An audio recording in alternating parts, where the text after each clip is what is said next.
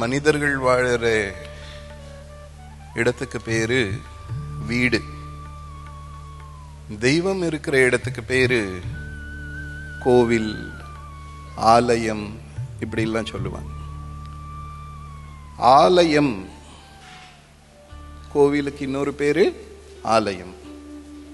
இந்த ஆலயம் என்ற வார்த்தைக்கு அர்த்தம் என்ன அப்படின்னா, ஆ லயம்.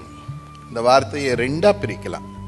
ஆ லயம், ஆன்மா லயமாகின்ற இடம்.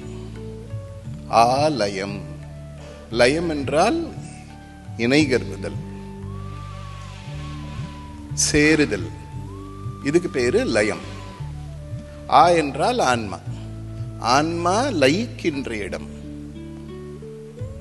அப்படி இல்லைன்னா ஆன்மா சேருகின்ற இடம், அதுவே ஆலயம்.